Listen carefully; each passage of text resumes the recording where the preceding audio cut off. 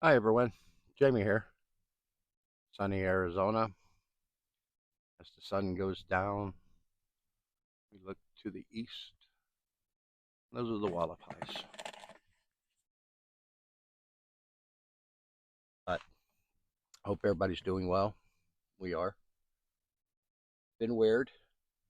Um, I guess by the rest of the country was like freezing their butts off. Tampa was like at 25.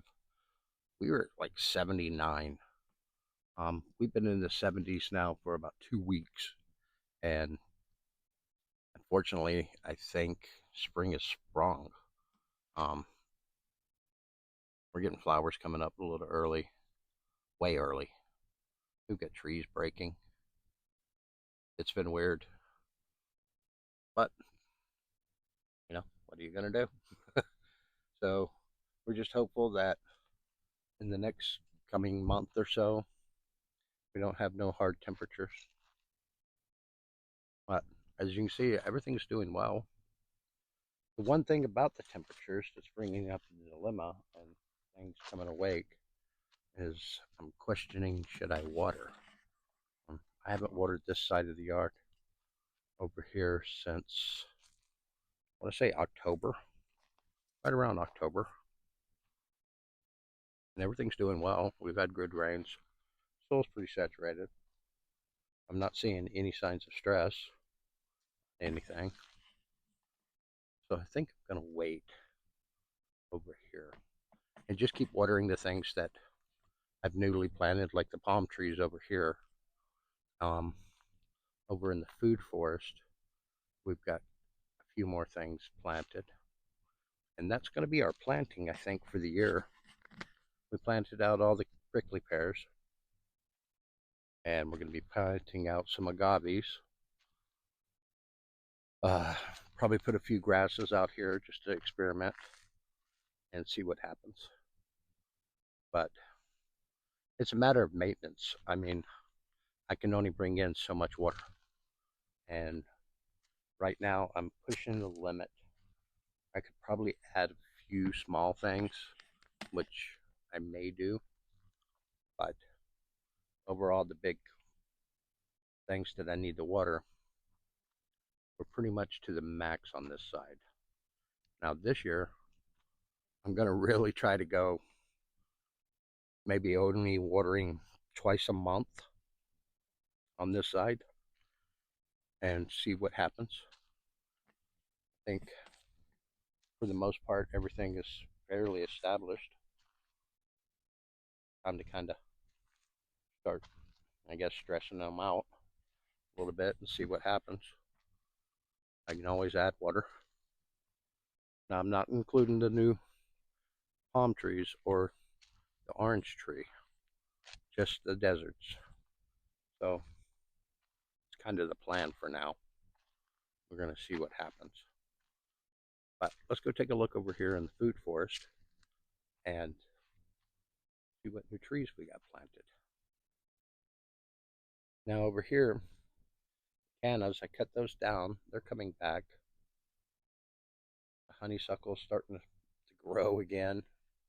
We're getting blooms on the Mexican petunias. Now, been fortunate that for the most part, everything over here is doing well because we didn't have a winter. We had one day that I think it dropped below 40 so far. And so, in a very, very mild winter. Mulberries are waking up now. The pomegranates are pretty much awake. The grasses are starting to grow. So, I think it's time to maybe start thinking about putting down the mulch. Oh, red flower. Start getting ready for spring. The new additions that we've added are this nectarine. I got tired of having the rootstock there, so I wanted something a little more productive. I've added this guy. It is a Arco. It's supposed to be good for here.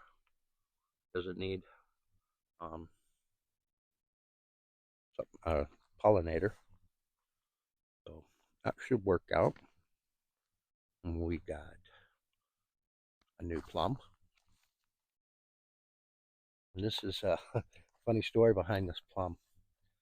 I used to hike a lot, and when I was over in Eastern Oregon, I found this place that there used to be a homestead, and they had these plums that were growing wild. And one of them was a yellow plum. It was so sweet and delicious.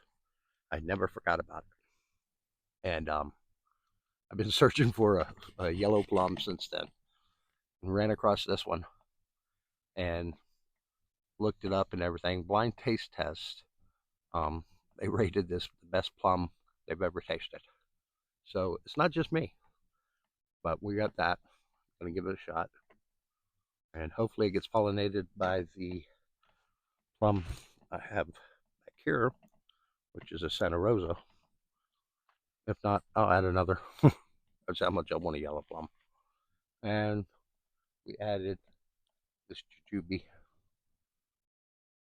supposed to do well here. So I pretty much got this as planted as I'm going to get this year.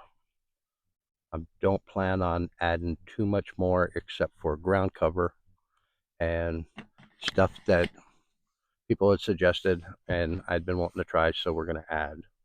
I'm going to add asparagus. I'm going to add horseradish, pigeon pea, castor bean, and there's another temporary. And there's a couple of melons that we're going to try, and that's it. Again, watering. This area here takes 2 of those tanks to water at one setting, and I do that twice a week. So as you can see, my water limitations, I think, have about peaked. We'll see. Other than that, not much going on. Hope everybody has a great day, great week coming up. Beautiful sunset. And if you're watching the Super Bowl, I hope you enjoy it. Other than that, everybody be safe, be happy. Talk to you later.